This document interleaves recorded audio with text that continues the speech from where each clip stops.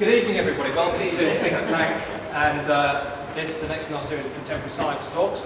It's a great pleasure for me to introduce you tonight to Sophie Stevens from Aston University. And before we go any further, Sophie told me on Monday that she's recently got a 2-1 in her degree, so congratulations. For those of you that have been to any of these talks before, you'll know that we normally have sort of professors and doctors in this sort of thing, so it's a real treat to have Sophie tonight, who, as you will find out, has done some amazing work on bearded dragons and was invited to speak, actually. It was at Disney World or Disneyland? Whichever one's in Florida. Disney World. Disney World on this because it was such an incredible bit of research. So thank you very much, Sophie, and enjoy the talk. Right, thank you all very much for coming. Either you really don't like football or I made you come, but thank you very much. As Penny said, I'm just finished my degree at Aston University, but the work that I did here was in my placement year at Twycross in Leicestershire. Okay, so what we're talking about today is bearded dragons. There is one over there which I'm going to look at the end, called Puff, and he was my inspiration for my research.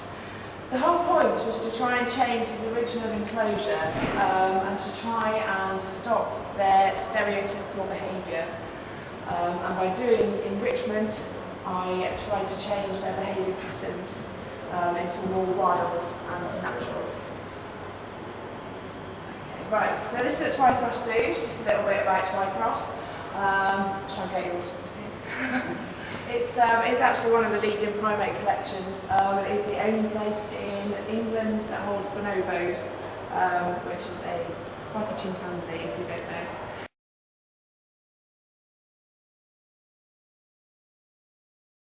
But the bearded dragons were in our education department. Thought I'd start off just a little bit about the whole point of enrichment. Is what we're trying to do is work around the 5 freedoms, which is the idea that was brought in the 90s that all captive animals we're supposed to try and adhere to all these separate things. For this particular talk, if you look at number 4, this is obviously what I was concentrating on. The other ones, the hunger and thirst, that was all being adhered to, but it was the fact that they weren't expressing normal patterns, which is why I started to do my work. The one that you can see that isn't on there, which I think should be, is maybe you should have freedom from anxiety or freedom from boredom, which isn't really taken into account, especially with reptiles.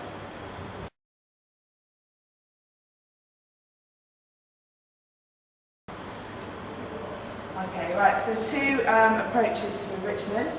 Naturalistic enrichment is just recreating their natural habitat. That's just putting in everything that they should have in the wild. But behavioural engineering is when you actually put toys or devices. A lot of the primates have sort of feeding puzzles and that sort of thing. I didn't really think that putting a hamster wheel in with the bearded dragons would be much good. And they're not really sort of going to be playing with toys. So I went for the first approach, which was just trying to recreate a more natural environment.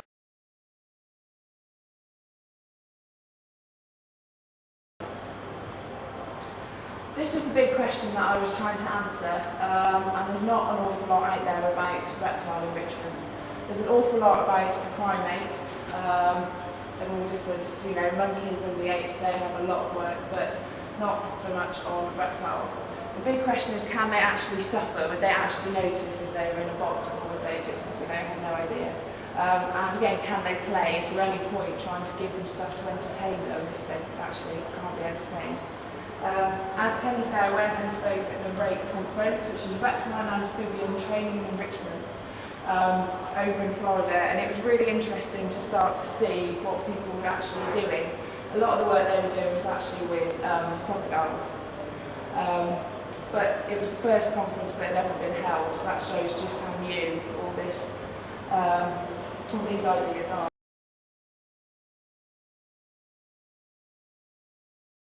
Just a little bit about the bearded dragon. Native from Central Australia, inhabit dry woodland and shrubland, and they're omnivores, so in the wild they feed on different sorts of insects and sort of any vegetation that they can find. We try and recreate this with their diet at the zoo.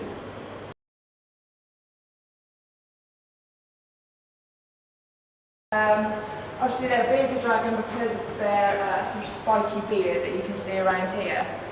When Puff is displaying to the females, he will stamp his foot and his chin will puff out quite large and it will go black. And he does a lot of head bobbing as well. I'll show you.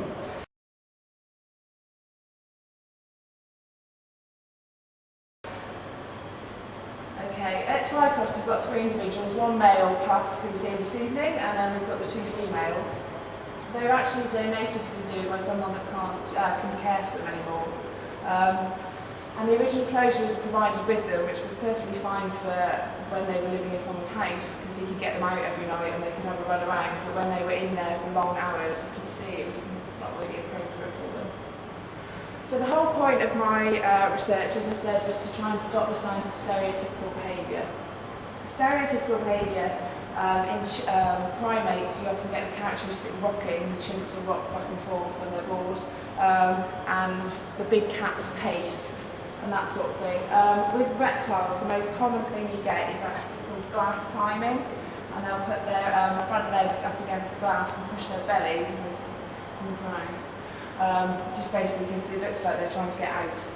That's how it actually looks. And they will pace up and down as well. So I tried to research their natural habitat and have a look at what I could do to try and decrease the negative behaviour. And I also wanted to try and increase some of the wild behaviour that we weren't actually seeing at all.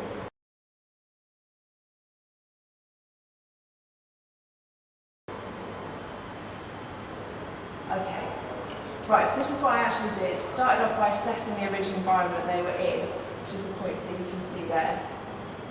And then their behaviour, and trying to find sort of some correlation between how it's the dimensions, how big the enclosure was, and what effect that would have on their behaviour.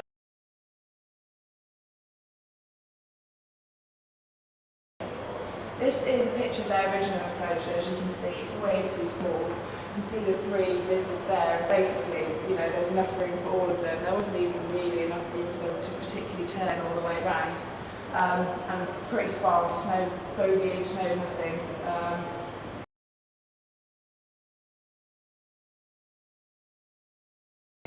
These are just the main points of what was in there. They have to have a water bowl, they need water, they don't obviously need half as much as any warm-blooded creatures, but they do need some there.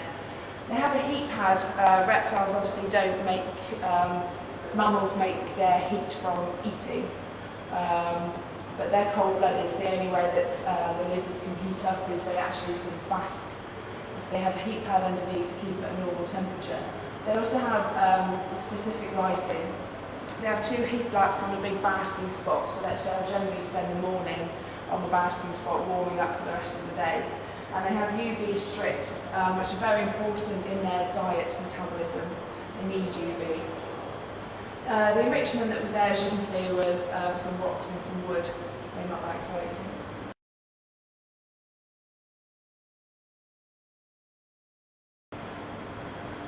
So yeah, this is a little bit about their thermoregulation. They will actually move to hot and colder areas to heat themselves up and down. So if they have been on the hot spot and they're really hot, then they will move into the cooler areas of the tank. When I looked up the current sort of research into it and actually looked at what the hot spot should be, you can see, if you compare the temperatures, that it was actually too cold. And I think that had a lot to do with the fact that they weren't being particularly active and they weren't actually reaching the correct temperature that they needed.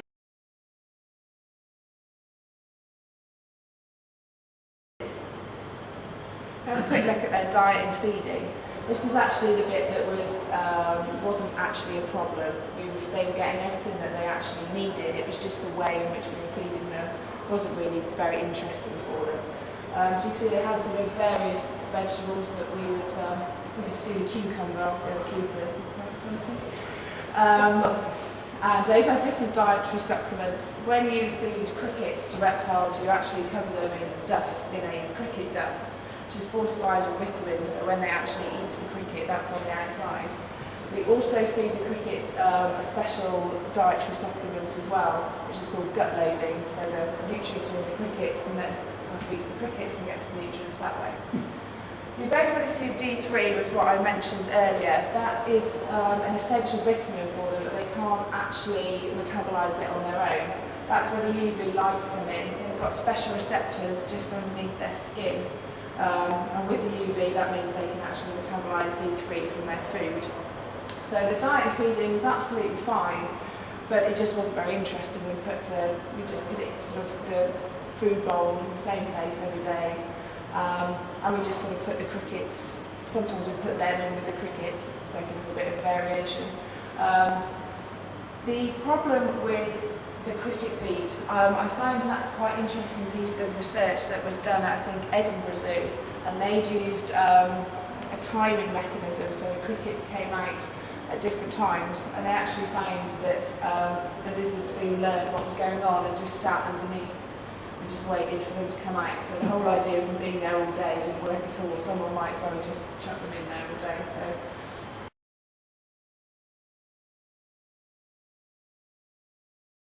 It's quite a difficult one to try and work out. Right, this was their tank, and then I divided it up into different sections. You can see number one is the basking rock, which I mentioned on the start of the day, and then it moves down to cooler, down towards number 5. What I saw basically was that they were always on the hot spot. They just didn't really move anywhere else. They were sometimes on number 2, which was the hot sand, but very rarely did you actually see them down the cold areas of the tank. And they're not a particularly active species. I mean, if you can see them over there, it hasn't really moved. But sort of, 6 hours in the same place was a little bit too much. You're lucky to move now and again.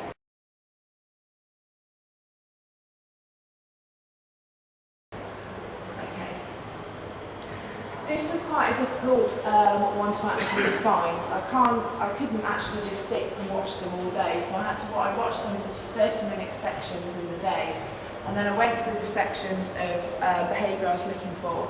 With the stereotypical, as I said, I was looking for glass climbing and pacing. With the normal behaviour, I wanted the head bobbing that I talked about before, and general sort of foot stamping. There's something else that they call arm waving, which bearded dragons do. We've never actually seen them do that, and we never actually seen them. We hadn't made any babies, which we quite wanted them to do. We still haven't been successful with that. Perhaps a bit of a win. But these are all the different behaviours I wanted to see, and basically it was stuff that I did actually research but didn't even know that they did, because ours had never done it at all. From this you can see high levels of inactivity again, and each of the individuals was showing some sort of stereotypical behaviour at some point in the day. It's difficult to assess if the pacing was stereotypical or just because I'd come up to their tank. They might have just been reacting to seeing somebody or thinking they were about to get fed, but really I classed it as stereotypical because I felt that it was sort of a bit insane the way they were pacing up and down.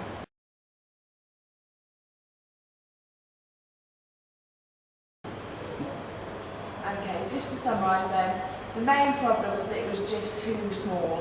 There wasn't physically room for them to do a lot of the behaviour that they should have been expressing.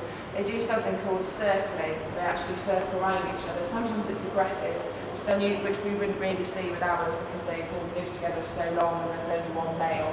But they do it as part of their mating ritual, and there was actually just no room for them to even do that.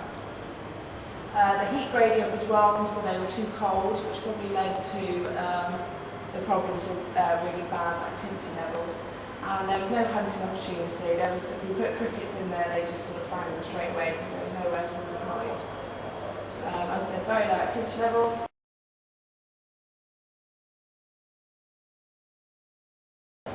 Right, this is a picture of the new terrarium.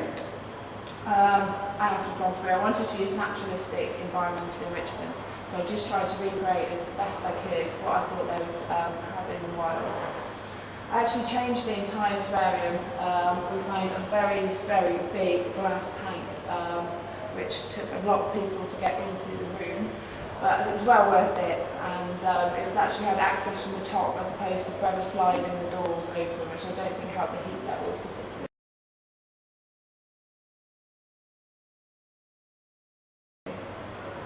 This is a picture of the new tank.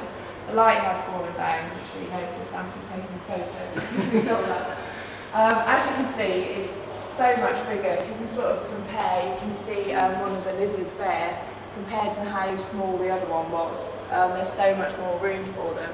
I put some of the foliage in, the synthetic foliage, which worked really well to start with until they started to eat it.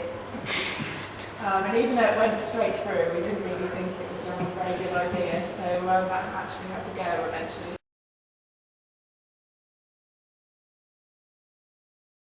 Right, if we look sand substrate again, I didn't want to change. I decided to try and build a rock pool because I did read that they would actually go in and sort of bathe through it. Our previous water bowl was really, really small, so I tried that. Changed the lighting and the heating to try and get those particular temperatures, and just changed the enrichment. So lots of different rocks, try and got different levels to see if we could actually get them to climb, and just change the variety.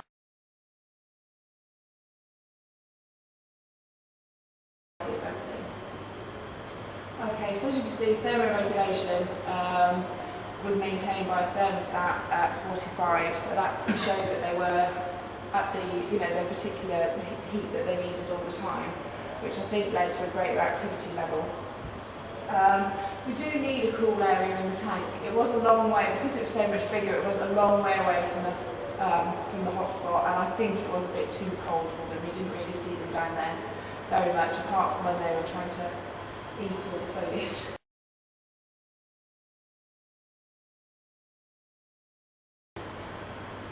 Okay, I just checked with the diet feeding, regulated the vitamin supplements. It was sometimes a bit hit and miss when we used to use it, so that was just something that I tried to do, and increasing the hunting opportunity. With a much bigger tank and with all that foliage, all the different rocks, we could put crickets in there, and there was opportunity for them to actually try and hunt them, and that they would actually be able to find some throughout the day. They would just suddenly have a binge, and then there was nothing else left. So I find this statistically was a positive, because 30% actually showed that they were foraging during their behaviour, which was really good.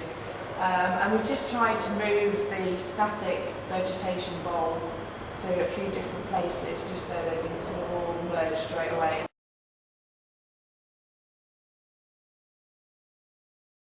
Right, okay, the activity levels again.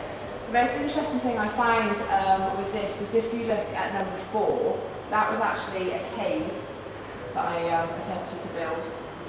Everything that I read kept saying that they would use these hiding opportunities, and if you built a cave, they'd probably sleep in there, and I thought it was something that was really, really lacking. So we put it in the new tank, and they didn't go in it once. They didn't like it at all. I don't know if that was just because they never wanted to, they'd never had one before, so they didn't really know what it was for. I don't know if it was too small, but that showed, even though the percentage has gone up, you've seen the original, they were using 70% of the enclosure, and that went up to 85. I think it would have been a lot higher if I hadn't bothered with the cave, because that took quite a lot of. As you can see, they had the same basking spot, which they did spend a lot of time on, but you did actually see them moving further down. Number 7 on there is the rock pool, which I wouldn't say they went bathing, but I used to walk through it now and again.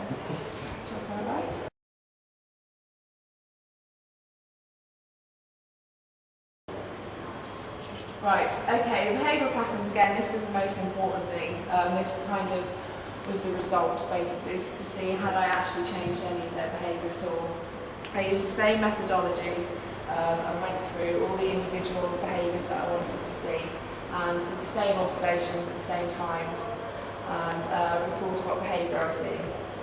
With the natural behaviours, it was really, really good. We saw lots more than we'd actually seen before. We'd seen stuff that we hadn't seen them do before. They do tail raising, and we saw a bit of arm waving and all this stuff that we've been expecting. And I was really, really pleased, because it did basically show that it worked.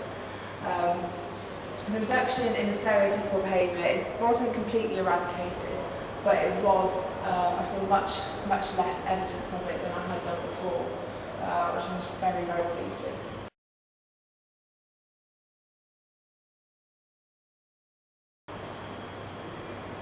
Okay, just to summarise, I think the most positive aspect of all this was just giving them a much bigger enclosure. They were free to physically move around, they were free to display as much as they could. Okay, the correction of the heat gradient is very important, and expansion of the hunting opportunity was a really important aspect. They were trying to hunt, they were trying to move a little bit more than they did before to try and get the crickets, not just wait for them to just walk by. Okay, much higher activity levels and a reduction in their stereotypical behaviour.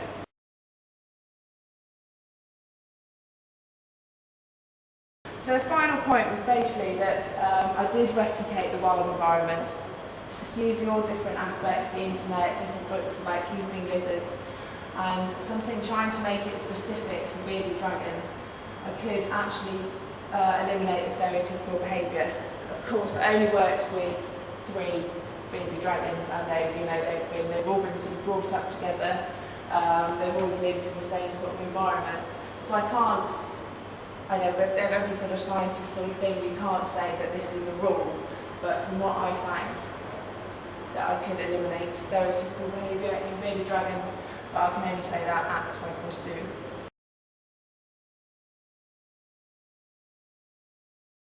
Does anybody have any questions for me? We can have a bit of a discussion. I don't know what anybody, has anyone got any sort of strong views about captive animals or anything? In the natural environment, would there be large numbers in one place, or would they be dispersed? They're quite solitary. They wouldn't be sort of in sort of big family groups. The main thing you'll find would be some dominant males, is what you'd notice more than anything else. There'd be quite a lot of females, which would be quite subordinate, and then you'd notice sort of the more obvious sort of alpha males, so to speak.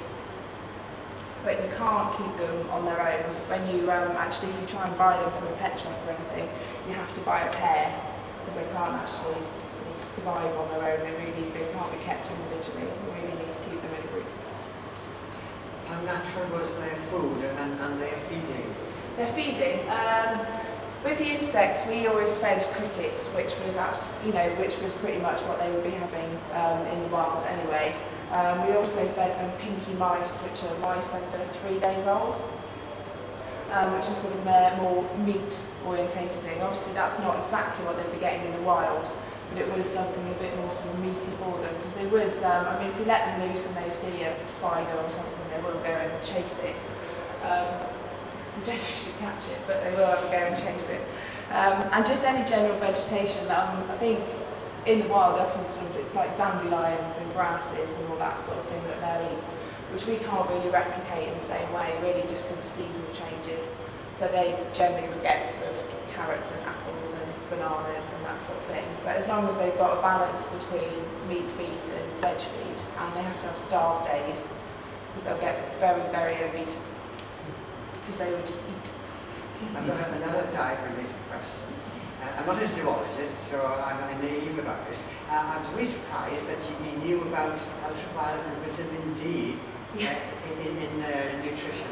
Yes. Is there much known about the diet requirements of animals you've hardly ever heard of? Yeah, I think unfortunately that sort of thing always comes out when you've got a serious problem, and when it sort of comes out afterwards. You find that they get a lot of bone deficiencies and things like that. And I think it's more sort of afterwards that they try and find out, like, where is the deficiency coming from. They do have problems sort of calcium deficiencies and stuff like that as well, which is why when I mentioned that we dust the crickets with sort of calcium powder to try and boost their calcium. But as I said, it's pretty vague, you know.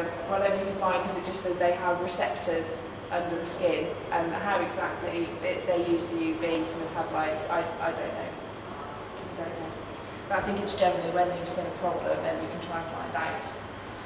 It's, you know, sort of you get the end, unfortunately, get the end result first. Yeah. Where is their natural habitat?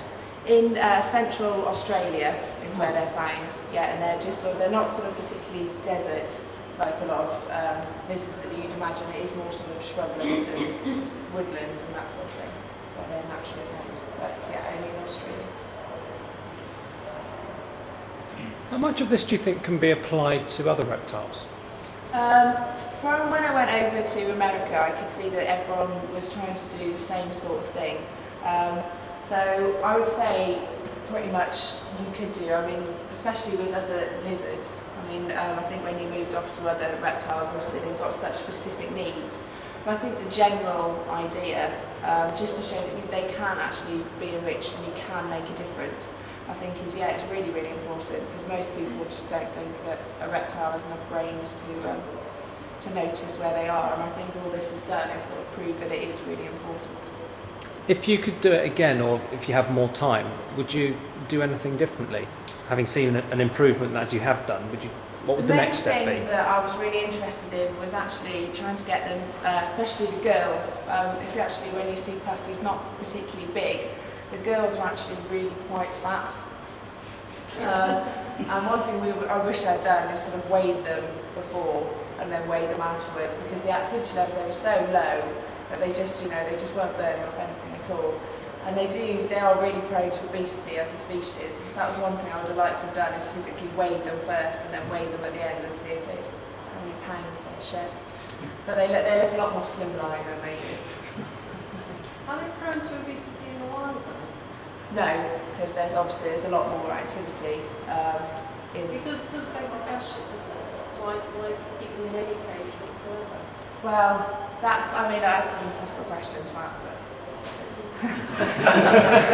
No, I think it's, they are quite a popular pet, which is one thing that I don't find, I don't know if I'd ever sort of want, if I can appreciate how someone would just want them as a pet, because they do need such specialist care. But I think they're really, I mean, they're integral, or they were integral to our zoo for part of our education and our teaching. And I think in that sort of way, I know they're not an endangered species, so it's not like we're sort of improving their numbers with captive breeding programs or any of that sort of thing. But I do think, you know, I mean, this is sort of prove you can sort of learn a lot, and that might be able to be useful in the future. But there may be some lazy beardies out there in the wild that are prone to obesity, but I don't know. Who are their predators in the wild? Very good question. Foxes.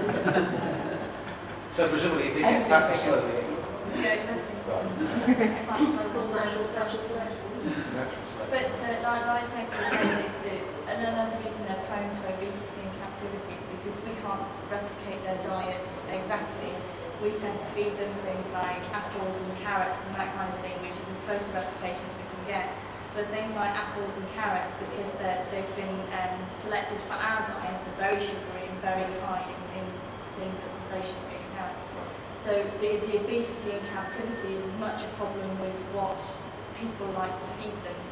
People like to pamper their pets, and they like to pamper their captive animals, and they give them far more food than they should do. And especially when their activity levels were as low as they were being pampered and given all this food and not having any kind of opportunity to burn it off, which is what Sophie gave them. What sort of lifespan do they have? Our beardies are quite old, I think, aren't they? Claire probably knows a bit more about them than I do, Yeah, to be honest. our babies are about 8 years old, and we're hoping they're going to get to at least kind of 15 to 20, depends what kind of lifestyle they have. Does that mean they're currently at a kind of teenager stage where they just walk along like that? I thought that maybe they were. Yes, possibly. They're actually to try out some slightly more middle-aged ones and see. Maybe that'd be future research, possibly. Can I ask Claire from the zoo then, if you sort of applied these sorts of principles to some of your other reptile collections? We have, yes. We've got a new reptile house now, and they have all naturalistic enclosures. And sort of across the spectrum of your reptiles, have you noticed sort of improvements in their behaviour as such?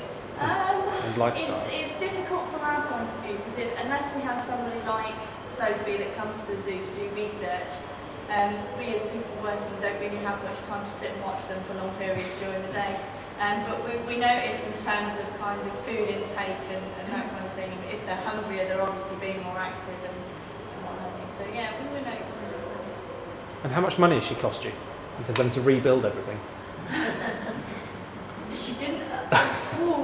I think the advantages that she gave us in the first place were far more than we were actually paying her.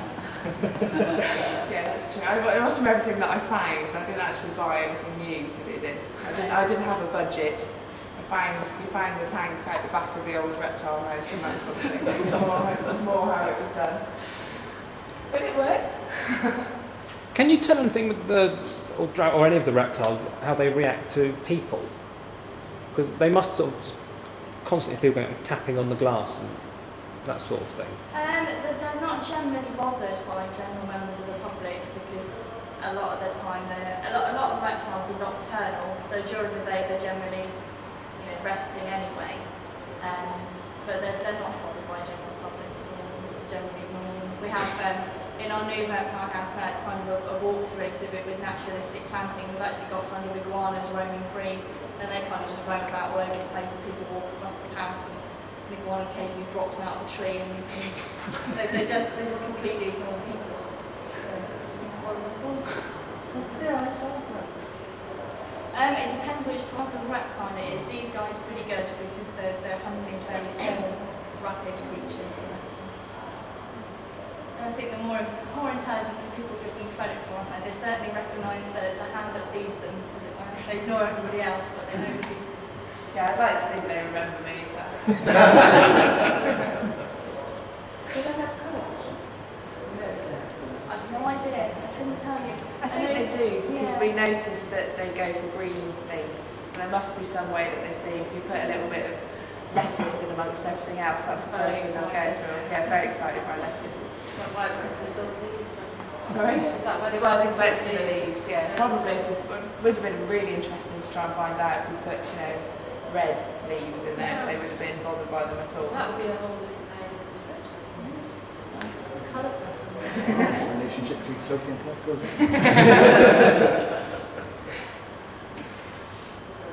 Does anyone have any final questions for Sophie before we maybe have a look at Puff?